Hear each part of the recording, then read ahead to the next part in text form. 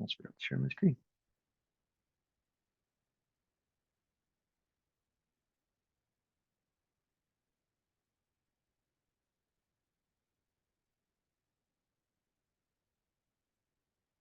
All right.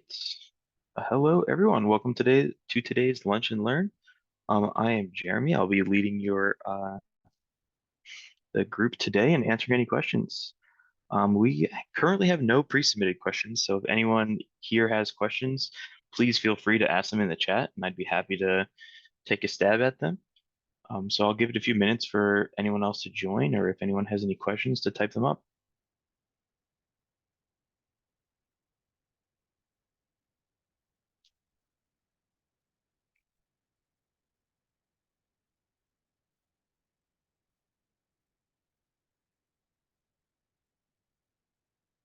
James, you have a question about headless forms and flows? Go ahead. I'll give you the opportunity to talk, and you can go ahead and expand. Great. Can you hear me? Yes, you're a little muffled, but I can hear you. A little muffled. Okay. My desk has a standing thing, and the microphone's closer if I stand it. Is that a little better? Just a little bit, still a little muffled. Okay. I can try to change my. If anybody else has a question, I can try to change my audio real quick.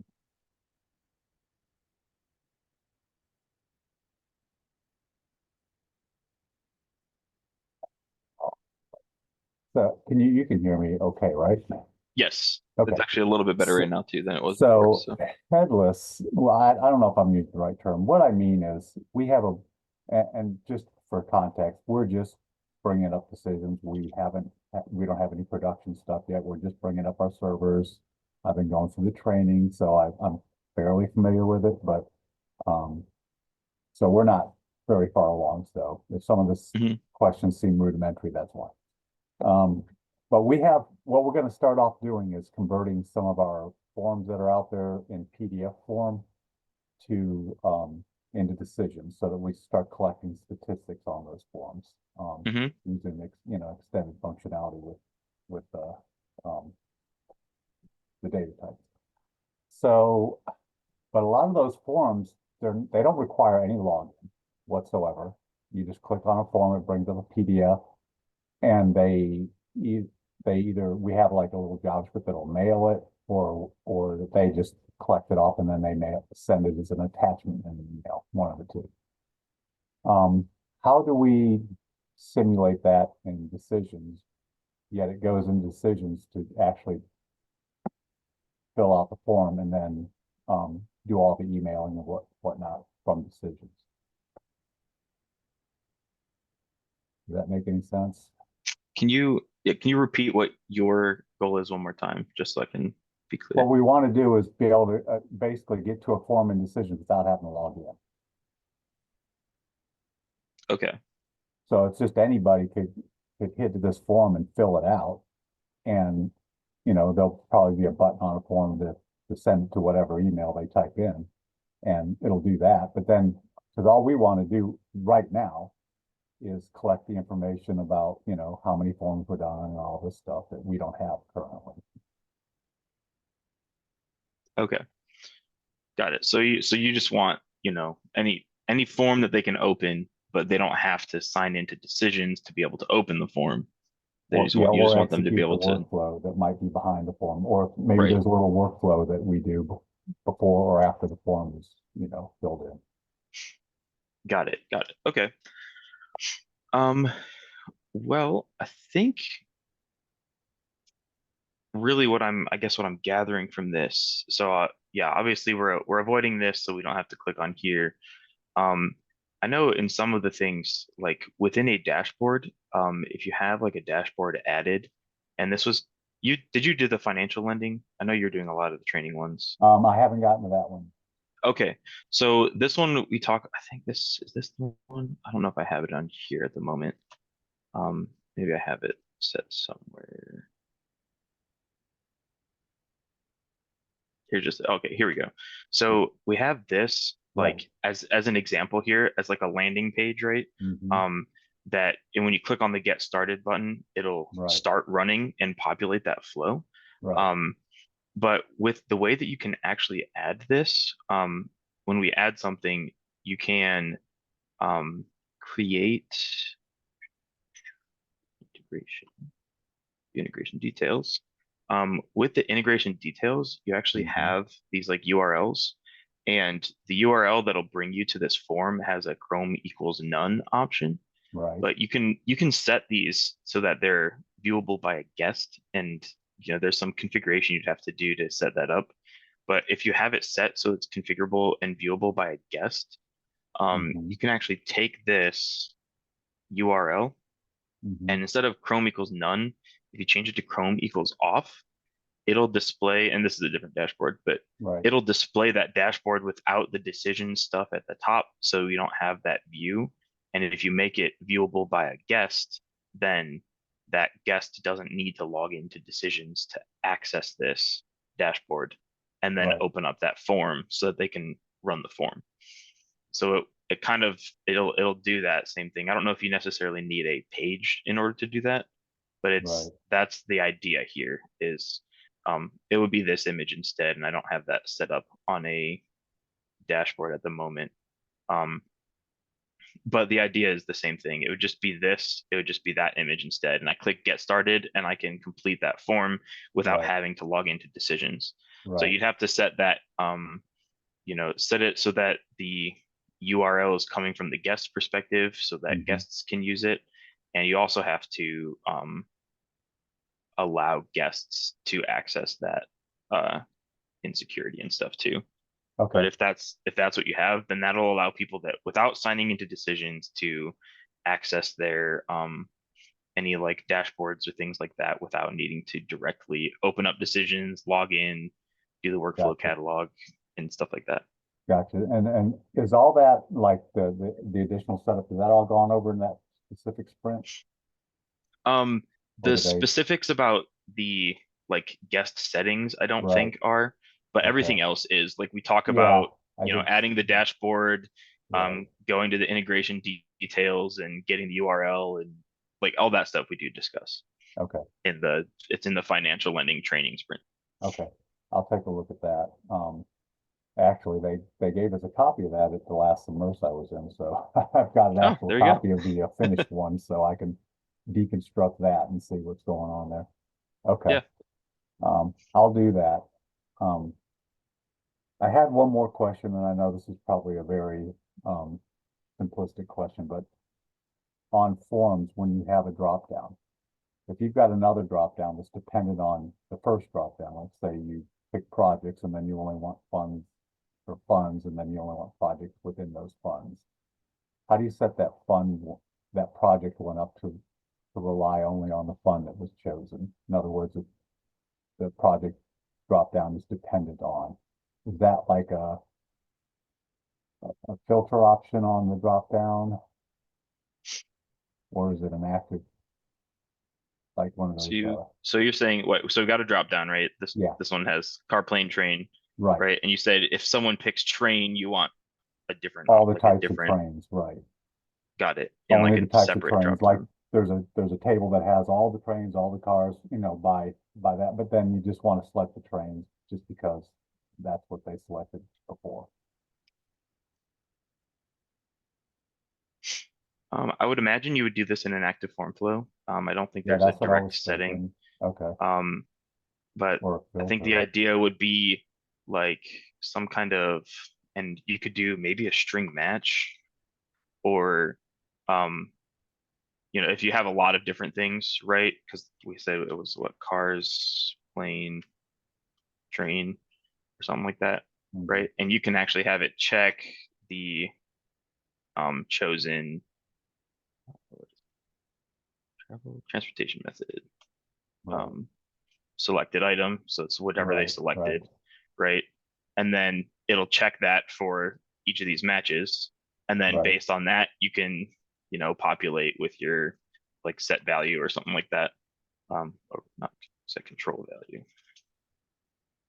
Yeah, set control values. Yeah, right? And now yeah, I can set my other lists, like I don't have another list to add to this in this current version, but basically you could set it so that now the values in some particular list or whatever could um, cover the cars, And and there's then a, another one that would cover planes, and so okay, on. so if the same record had, or I guess data type or data, if the same record table has all the stuff on it and you want to just filter out those, is there a filter? I guess there's a filter on that set control value that you can use. If they're all the set control values are looking at the same, um, pointing to the same table, right?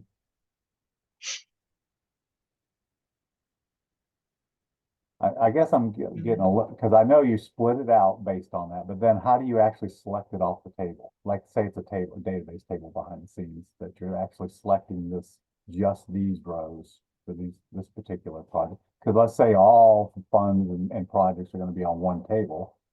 You just want the ones that for the project that, or for the fund that you just selected. Or for the, let's say all the different types of vehicles in this scenario are on the same table. All trains, all cars, they just have a different field that says this is a car and it's a Nissan. This is a train, it's a boxcar. But it's all on the same table.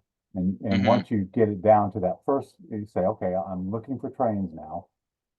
How do I select just the train elements off the other table when it's got it Got it. all? So they're not separate tables that I'm building it off of. They're all Right. It's all one. You just want it filtered based on basic. what they Yeah, choose that's what instead. I was thinking, a filter of some sort. Once you selected that one, Mm. you could use a filter of some sort to on your next drop down. I don't know if drop downs have a filter attached to them. They don't naturally have one, I don't think, So unless I it's guess something I in would, yeah, here. in this active form flow, I would have a Yes, step that would test. filter the data that's actually getting passed into that set control values.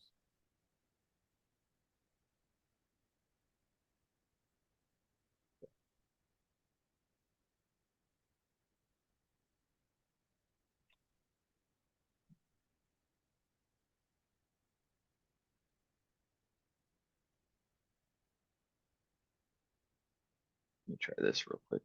See if that changes what I'm looking for.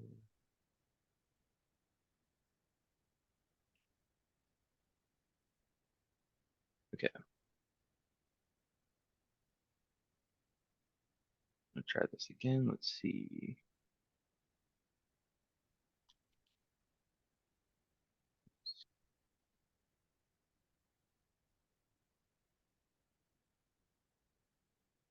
Oh, try.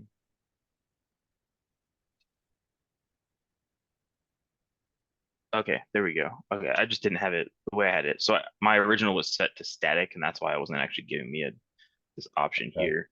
So if it's not static, this is a quick little combo box or drop down that I added, Mm-hmm. and now this is saying for my set control, I can have a list of strings, right? Which would be a list of all those items.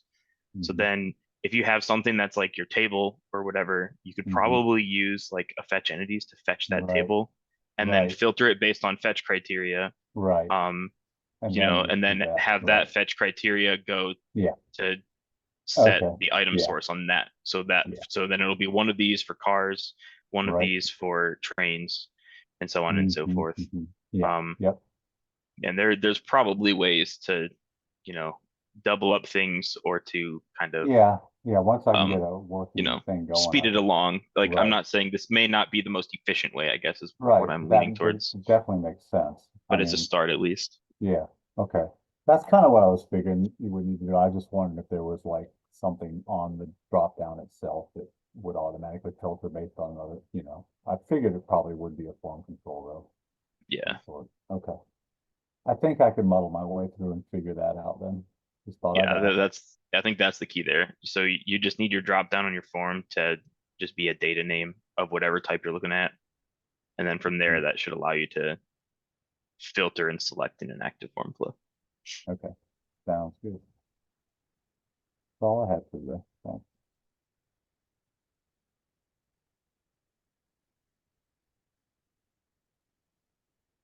All right. Anything else? That's all I had.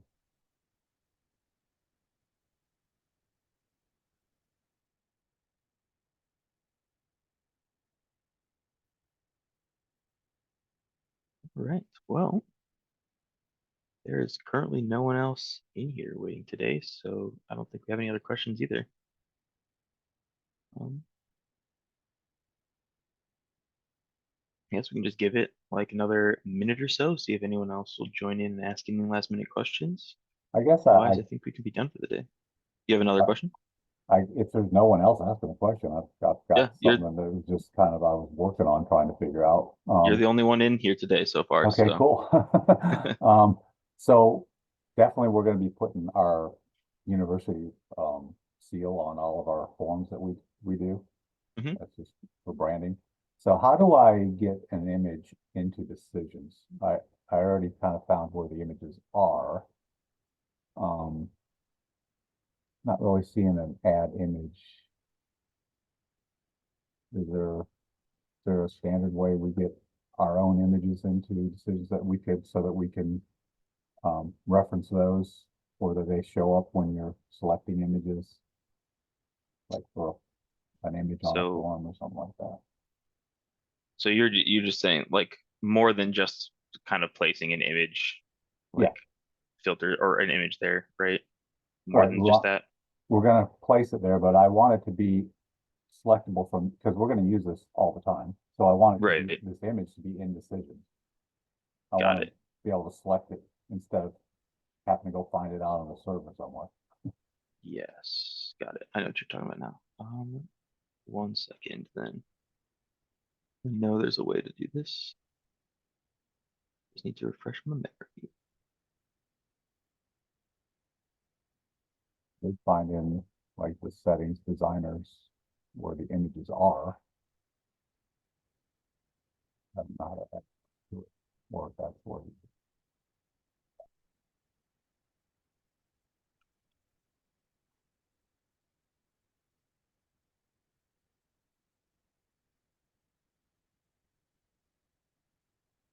I'll open this. I mean, I don't know if anyone else, any of our other panelists that are here today know of a document or remember ways that we can change like a system constant or add something in decisions. I know there's a way to do it. I just cannot remember off the top of my head.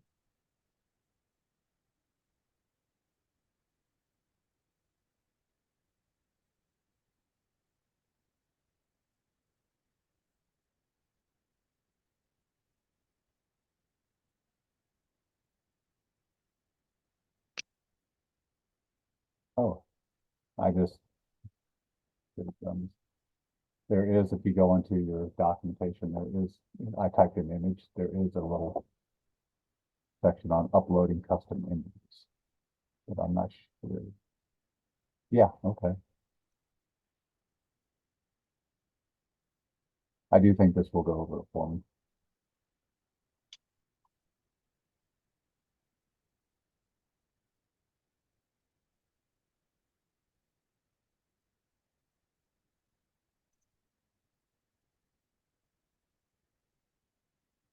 You're referring to this document? If Got it. that looks like it's going Yep. to do what I wanted to do, right? Yes. Okay, I will follow those instructions. Yep. I would definitely take a look at that. I'm sure that'll do what you're looking for. And if you need to change, then you can. But I think this looks like what you're talking about. Yep, All right, perfect. cool. Thanks.